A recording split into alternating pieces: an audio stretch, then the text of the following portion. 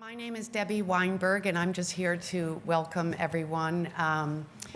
The Weinberg Family Cerebral Palsy Center sponsors this lecture series. It was endowed by my parents, and who unfortunately, this is the first year that they aren't able to be here. But I know they would be very happy and very proud of our speaker today. They are big believers in education and learning and improving the health care, especially of those that sometimes get overlooked. So I know that this lecture series really speaks to everything that they believe in. And we're just really happy to have everyone here. And so I'm just going to turn it over to David Roy, our Executive Medical Director, to introduce our speaker. Thank you so much for coming.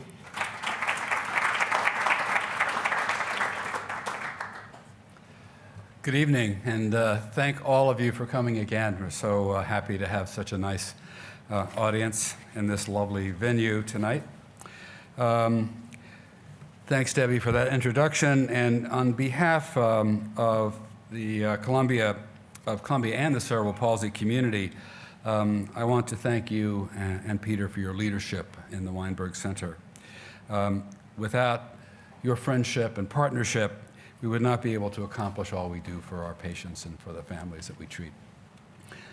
As everyone here may know, the Weinberg Center accomplishes its mission by providing lifetime care to patients with cerebral palsy and other childhood-onset neurological conditions in three ways: by providing multidisciplinary comprehensive care, and by conducting research that will help to answer the questions around cerebral palsy, and by educating the medical community, caregivers, and families.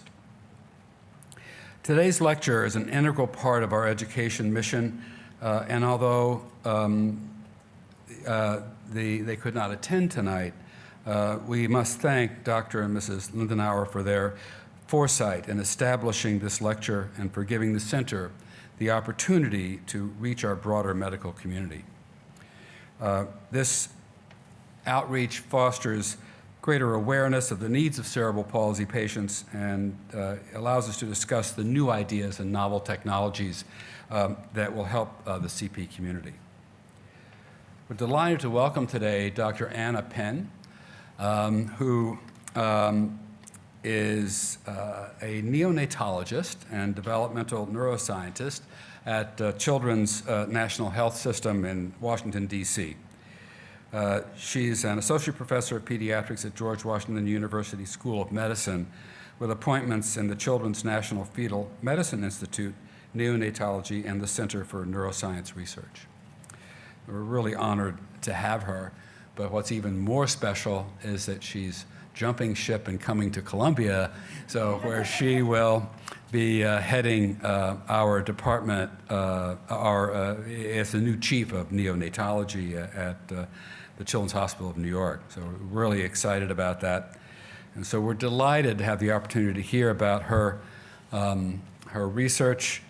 She's going to talk, the title of her lecture is Novel Roles of Placental Hormones in the Newborn Brain Injury. And so we welcome Dr. Penn. We thank her for coming tonight, and we can't wait to hear the lecture. Thank you. Okay.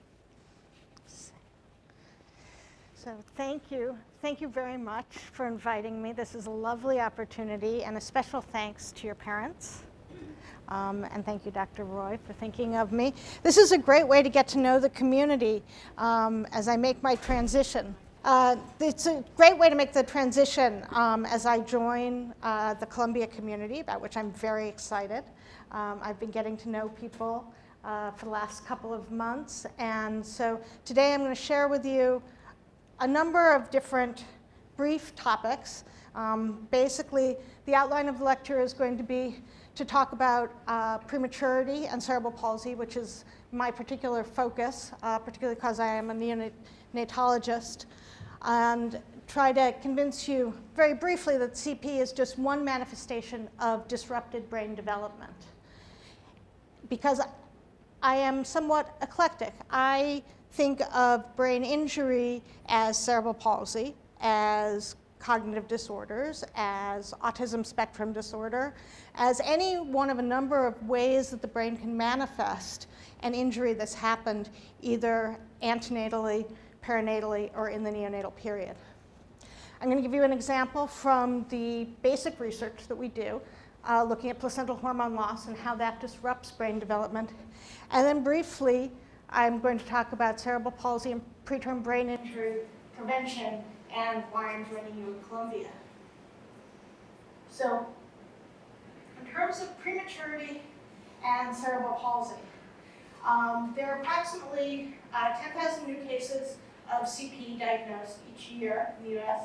The majority are related to brain developmental injuries in survivors of prematurity. And if you look at this graph, this was taken from a nice Finnish study where they track all of their neonates and looking at the incidence of cerebral palsy per 100,000 live births in the extremely preterm, moderately preterm, and term infants over a period of about 15 years. And what you can see is that if you're born at term, that's the baseline risk.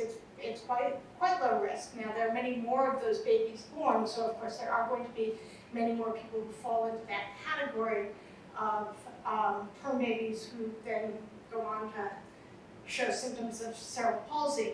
But the moderately preterm have actually a significantly elevated risk. So even at 32 weeks gestation, if you're born just a couple months early, you have an increased risk. And then if you look at our extremely preterm population, which is the population that we now can support in the neonatal intensive care unit down to about 22 and a half weeks gestation, 22 and a half, 23 weeks gestation, many of those babies have significant neurologic injury. Some do not, which is of course why we do what we do.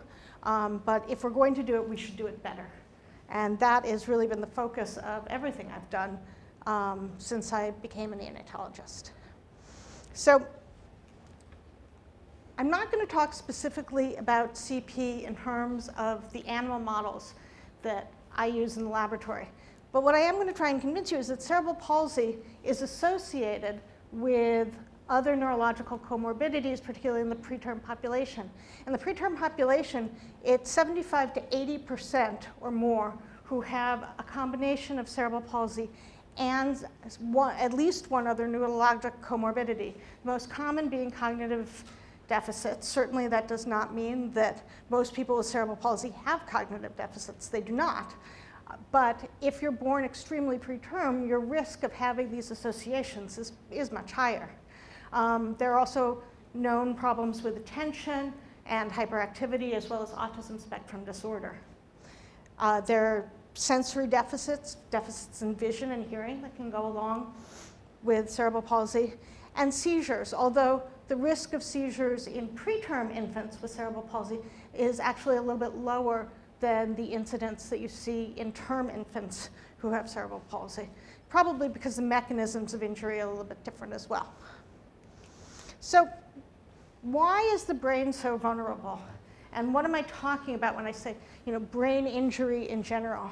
So Joe Volpe, the father of neonatal neurology, who literally wrote the book, talked about dysmaturation and as well as injury in the preterm brain in terms of its development. So this is just showing a quick cross-section of gestation. So in the first trimester, you're basically building all the parts of the body in the brain. In the second trimester, neurons are multiplying. They actually continue to multiply way out into the third trimester as well. Neurons migrate. They're actually still migrating some out here, particularly in the cerebellum, which is part of the brain that I'll tell you about in a few minutes. Neurons branch and form synapses. And then they go through a process of pruning, cells die, cells reorganize to make a functional brain. So there are all of these events that are happening in different parts of the brain with different timing, different specificity. And so when you disrupt development for example, with preterm birth, one of the things that happens is not just that you have injury to the brain, not just that potentially blood pressure goes too low or oxygen goes too low, but also that you're disrupting the normal pattern of development, making it a very complex pattern of injury. So this is the normal situation in which our neonates should find themselves, right? They should be in utero, they should be attached to their placenta, and instead they find themselves in our NICU, where we can support them, but they then have all sorts of insults coming at them. They're at high risk for infection, they may have had infection antenatally, and then at much higher risk postnatally because their immune system is so immature. They can have lung disease, GI disease. All of these things contribute to problems in brain development. But being a sort of simple-minded neonatologist, I decided that the way to think about this was not to think about all the abnormal things that happen in the NICU, but perhaps to focus on what the normal environment should be and to see if we could start to understand it better and replicate it in our newborn intensive care nurseries. So you can see how much the brain has to grow and expand and become much more complex during this period of time, that the placenta should be attached to the newborn.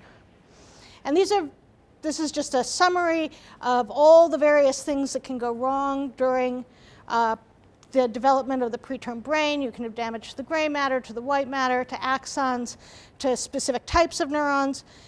I'm going to tell you about endogenous growth factors and hormones that can be altered, and then of course inflammation, infection, hypoxia, ischemia, and all of the other things that we do to support babies, giving them narcotics, exposing them unfortunately to painful procedures and abnormal sensory input, all of which can contribute to changes in the way the brain is developing. So I'm going to shift now to tell you a little bit about placental hormones specifically as one of the many factors that can contribute to abnormal preterm brain development and potentially to cerebral palsy and other neurologic disorders.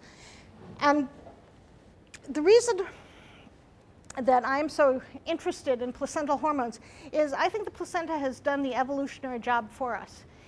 It produces all of the hormones that the fetus needs, that it doesn't make itself, for normal brain development in utero. And we just have to figure out what those hormones are. And so anyone who's heard me talk before has seen this slide. This is my one claim to fame, which is I coined a word, neuroplacentology, which was published in Scientific American back in 2012. Scientific American wanted to do an article on new interest in the development of the placenta and what it does for the developing fetus. And they asked me what I called the field, and I said neuroplacentology. And they actually have a fact checker, you'll be glad to know. Scientific American called me up and said, Dr. Penn, we cannot find this word anywhere. And I said, that's because I made it up. But if you would please publish it, then it would be a real word. And I now get invited to give talks on neuroplacentology. And I've seen other people get invited to give talks on neuroplacentology. So it's great. It's catching on like wildfire. There are 3 of us now. So the idea is that the placenta does a lot to nourish the developing brain. Now, there are a lot of things that you're probably aware of that the placenta does. So the placenta, of course, has to provide oxygen and perfusion to the fetus, growth and nutrition. It regulates stress hormones and exposure to cortisol. It plays a role in immune activation in both protecting the baby from maternal immune activation as well as contributing to abnormal immune activation in the face of infection. But the part that I was most interested in was the role of hormone production by the placenta. Now, so this is what my lab has focused on since about 2009. And this is the basic question that we ask. We want to know whether placental hormones can be used to protect the developing brain and hopefully prevent some of the injury that occurs after preterm birth, or in the case of placental insufficiency, which is a much larger population of women whose pregnancies are affected by placental insufficiency. So I work in the NICU, I run a laboratory, and I'm going to tell you a little bit about our adorable mouse models, and then also focus on the placenta and how that can give us an insight into what's going on during development. So when I first made this list of really critical neuroendocrine factors that are made by the placenta, I came up with 104 factors that we should investigate. Now, I probably won't get to all 104, but we've started with one, and we have a number of mice to look at others. But the one that we've looked at most closely so far, is a hormone called allopregnanolone. It's probably a hormone you've never heard of. It's my favorite hormone. Everyone should have a favorite hormone. It's a hormone that rises in late gestation, so it's something that you need at the end of your pregnancy. It's secreted by the placenta. It crosses the blood-brain barrier, and there's similar expression in mouse and human. And so that is how we selected this particular hormone to look at, as well as evidence from other animal models in sheep and in guinea pigs, suggesting that allopregnanolone could be neuroprotective in the face of hypoxia and ischemia. So these are the animal models that we use. So this is a human brain. As I said, it's growing exponentially during this period of time of development, either in the NICU, unfortunately it slows down in the NICU, between 22 weeks and birth. And in the mouse embryo, the mouse is an adequate and imperfect model. Mice don't get cerebral palsy, really. There's no good mouse model of cerebral palsy. There are some better models in rabbit and in guinea pig, but we needed a genetically tractable model. So we needed something where we could manipulate the genetics to really understand each hormone on its own. So I'm going to tell you about our experiment, one of our experiments to manipulate the placental hormones individually. We also have inflammatory and hypoxic models that we use to assess efficacy for neuronal rescue.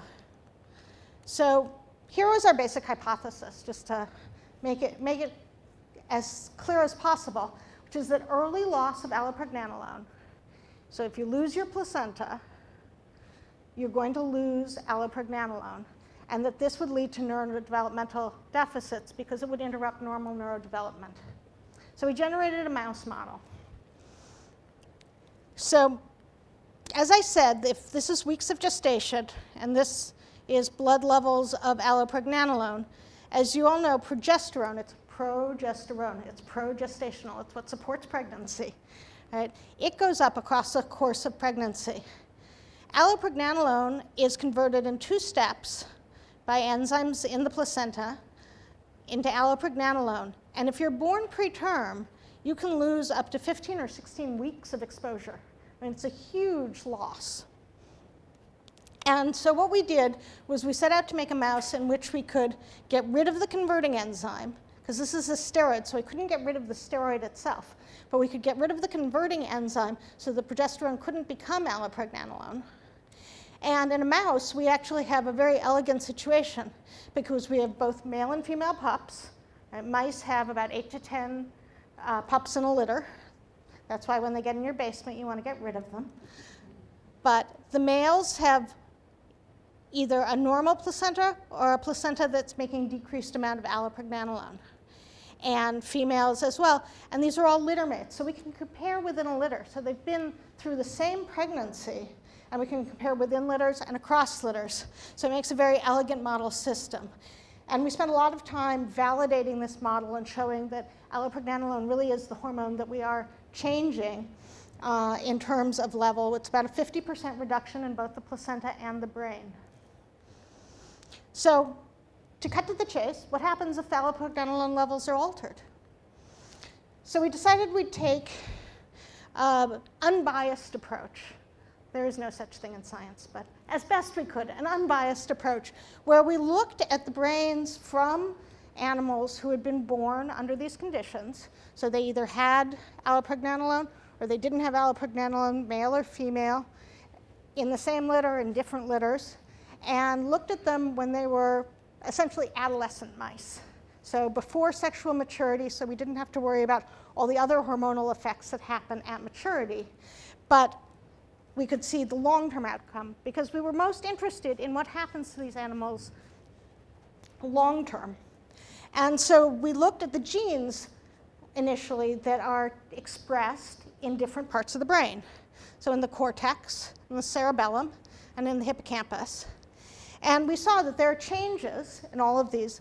They're global, but they're very regionally and sex-specific.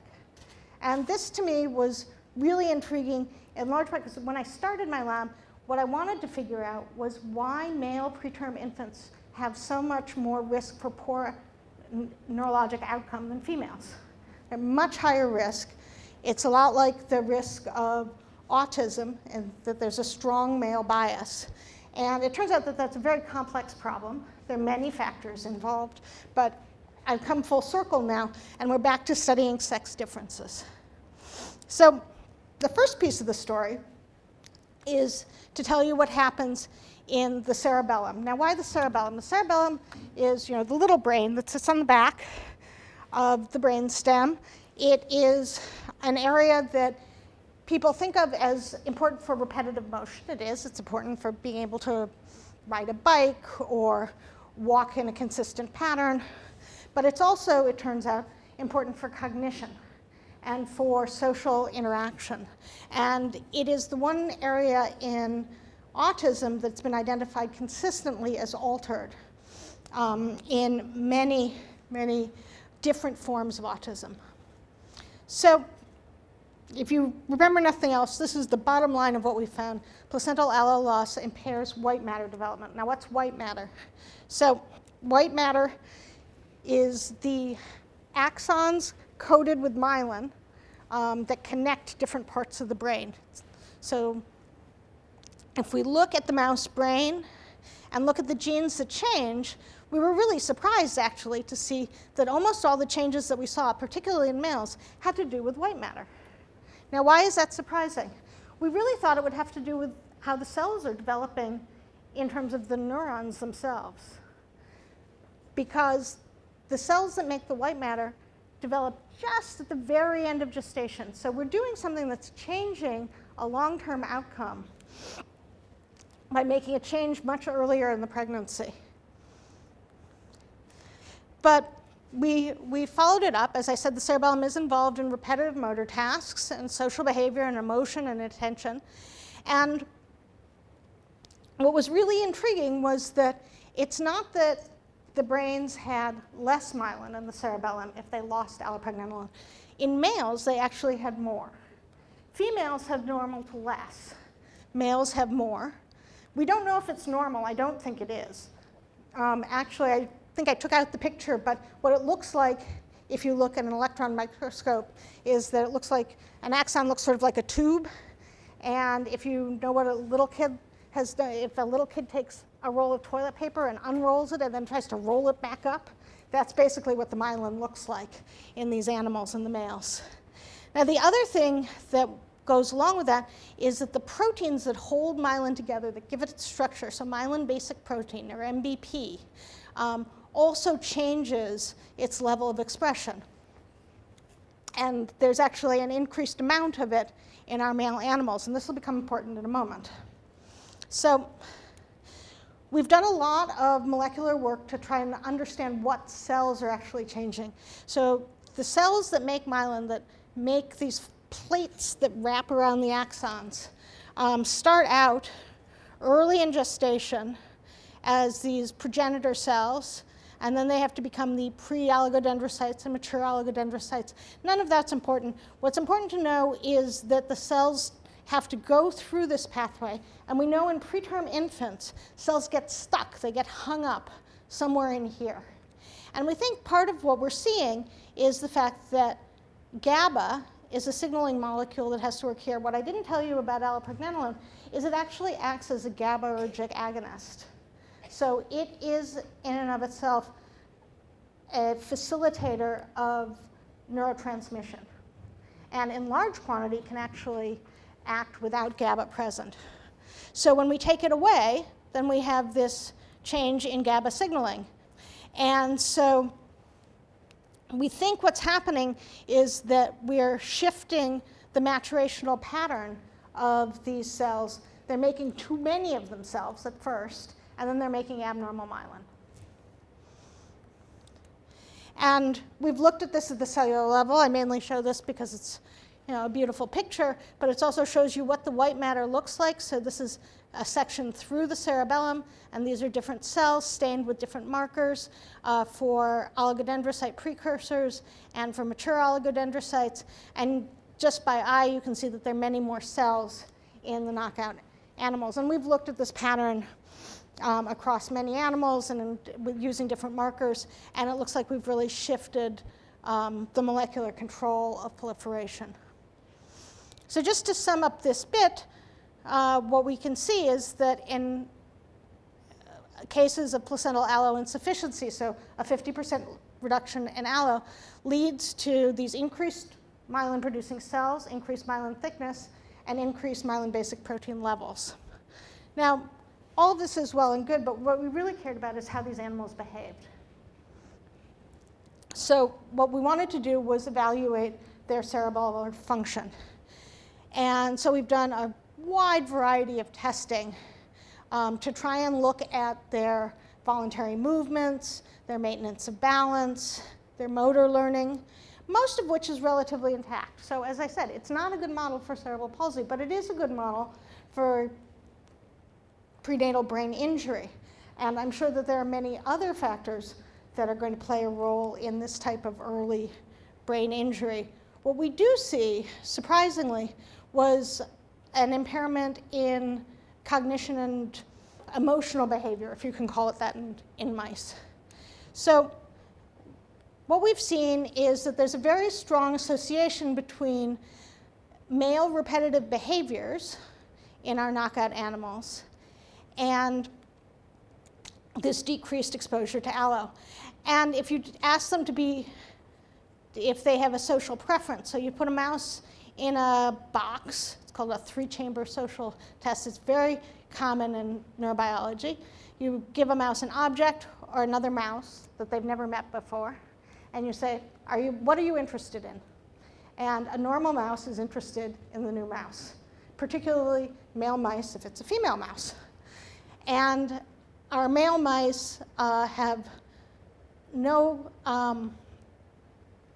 good discrimination between being interested in the object and in the new mouse if they haven't had allopregnanolone. Our females don't really seem to have any difference in their sociability. They have other differences. So we put all of this information together and came up with a score. And this is just a summary of the raw data. But basically, we have an autism score that we use. And the mice are distributed in a bell curve, which is really interesting to us because that is actually what human autism is. It's a spectrum of behaviors. It's not a behavior. It would be like saying all of cerebral palsy is a disorder. It's not a disorder. It's many disorders. It's many injuries. It's many causes. And people have very many ways of expressing it. But what we can see is that if you have a normal allopregnanolone level, then you have typical behavior and normal MBP levels. And when we decrease it, the scores all shift over to the right. And there's atypical behavior. And actually, it correlated very strongly with elevated myelin basic protein levels. So we're thinking that this might be a good proxy marker. One of the things we're always looking for are markers of what changes. So this was the most exciting thing, which is when we gave allopregnanolone back during the pregnancy, we could shift this back into the normal range. So this is a single dose of allopregnanolone during late gestation to try and make up for the fact that allo has not been produced at the normal time it should peak in the mice. So if you're interested in the scientific nitty-gritty of all of this work, we've actually been very modern. It's not published yet, but it's out in preprint form on bioarchives. makes me very nervous. I'm a little too old to adapt to this new form of pre-publication, but there you have it. A lot of the experiments are there. And we're very excited about this work, and it's gotten actually a lot of interest, both from the autism community, but also from the general neuroscience community, because it's the first strong example of a late gestation hormone that alters neurodevelopment in such a striking way. So just so you don't think I've neglected other parts of the brain, the cortex is, of course, extremely important, and placental allo loss actually alters cortical layers, but not in males. It's primarily in females. So as I told you, the brain is developing. So if this is a section through the brain this way, so this is where the cells are generated. Down here, at the bottom, this is the ventricular zone. For those of you who know about preterm brain injury, this is the region that's injured primarily when there's intraventricular hemorrhage or bleeding into the ventricles of the brain. These cells can get damaged. These cells have to go up, they divide, and they make the cortical plate. And the cortical plate has a very nice order to it. And this is a mouse cortical plate. So as I said, this is where the cells are proliferating. They're going up, and they're making lower level neurons and upper level neurons. And these blue guys get made first, and then the red ones get made later. And if you look at the pattern of allopregnanolone production, it's when these guys are getting made that our mice are missing allopregnanolone. Or, if we want to think about it in human terms, it's these cells that are missing their exposure when a preterm baby is in our NICU. And what you see is that in the control animals, there is a lot of cell division.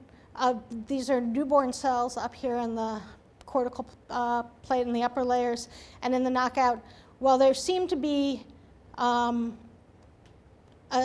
significant number of cells, there are many fewer that were born during this period of time. And in fact, it's about a 10% loss of cells. It's pretty consistent. It's a subtle deficit, but it persists into adulthood. And it persists into adulthood in the females, not in the males. So there's something different about the female cortex and the male cerebellum in terms of the timing of their responses, which is not surprising. It's just not something we usually think about. We think about babies.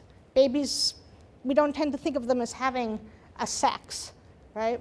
We think of them as a group. We think of them as extremely preterm or moderately preterm or late preterm, not as a male 27-week preemie versus a female 28-week preemie. And some of those nuances are going to turn out to be very important. So when we see these adult cortical layers altered, we happen to be looking in the somatosensory cortex. So we did some behavioral testing and found that when we look at our mice when they're adults, and we do this under a red lamp so that they're not using their vision, they're using their whiskers. Sensory tasks are done by mice by waving their whiskers around. So they're waving their whiskers around, and we ask them to discriminate between squares and round pegs. And they're actually pretty good at it. But our female mice actually have a significant impairment, not our males. So, putting this all together, we see that there are strong sexual differences. There are regional differences in the brain. It's going to be complicated to sort out. But I think the take-home message, as it were, is that losing one key placental hormone, just allopregnanolone, and as I said, there are many, many of these different hormones, can injure the brain in multiple ways. And we can rescue at least some of these phenomena, which makes me think that maybe we have a tractable system now to try and test what's going on in our newborn population. And we've gone on and we've looked at human placenta. We've developed methodologies for looking at gene expression, actually in fixed, stored placental samples, which is important because that's what our pathologists do with the placenta. So we are working on that. We can look at the expression of neurosteroids in fresh placenta and in cord blood. And what we're interested in knowing more about is what the serum hormone levels are that are linked to various outcomes, to cerebral palsy, to autism, to other neurodisabilities that we see in our preterm population. And this brings me to the last piece, which is why I'm coming to Columbia, about which I couldn't be more excited. So the thing that's so incredible about what you have here is that you have all the pieces to put together a program that really is a continuum from pregnancy all the way into adulthood for our patients. So here are the parts that are already here. So the prenatal pediatric center is focused on high-risk fetuses, and you guys have built one of the strongest maternal fetal medicine research institutions in the country. It's an incredible resource. We then have the NICU, which has changed both respiratory and cardiac care for neonates, and I hope soon to be neurologic care as well. We have nascent neonatal neurodevelopmental programs and strengths in neurology and psychiatry and psychology. So all of these different pieces. And then, of course, unfortunately, for our babies who do need it, then the Cerebral Palsy Center and other programs that try and span the continuum. And then hopefully, at least for some of the women who are cared for in the Cerebral Palsy Center, perhaps the Mother's Center, which is where women with complex medical needs are taken care of if they are pregnant and expecting a child. So it really is a full continuum. But what do I want to bring to the mix? There are two things that I'm going to pitch to you tonight that I'd like to see in the first period of time that I'm here. You can hold me to it. One is a placental clinic. There are no placental clinics in the United States. There are some in Canada and some in England.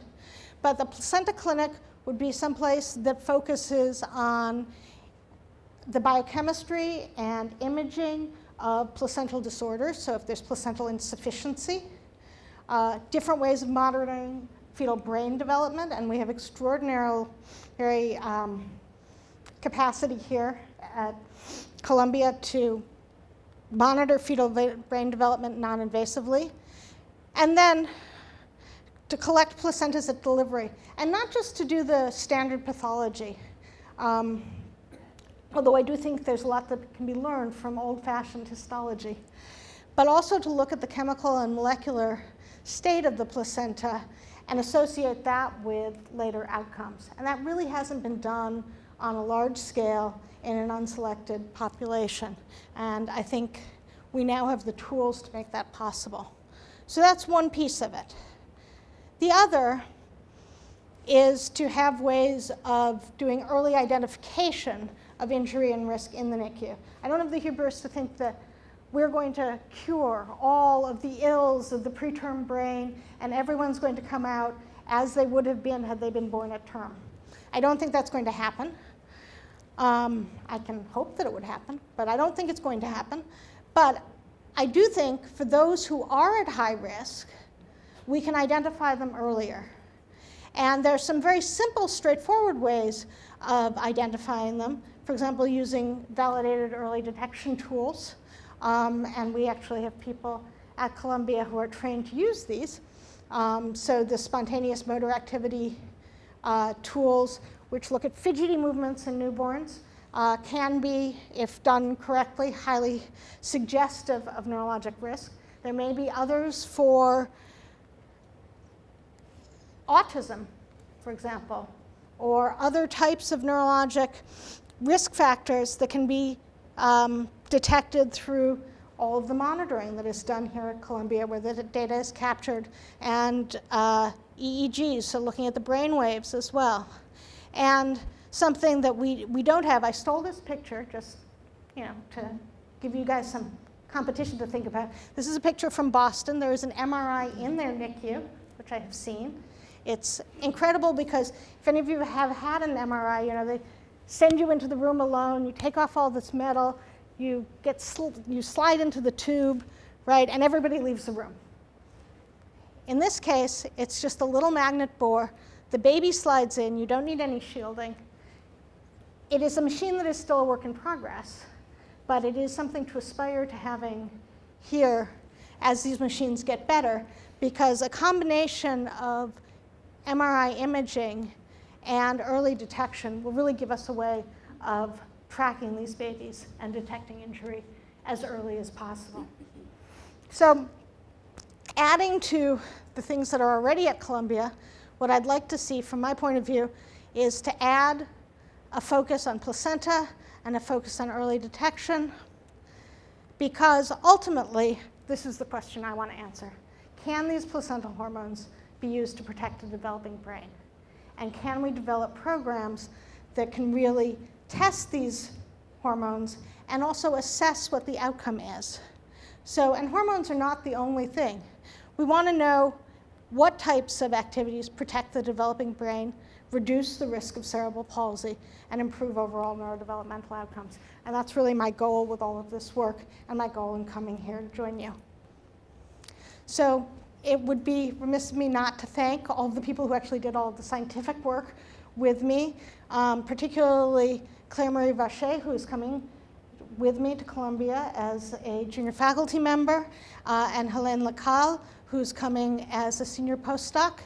And I have a graduate student who will join me as well. So you will get to see a group of people who work on the mouse side, but I also will be rebuilding a team to work on the clinical side of these research projects. And I look forward to working with all of you. So thank you very much.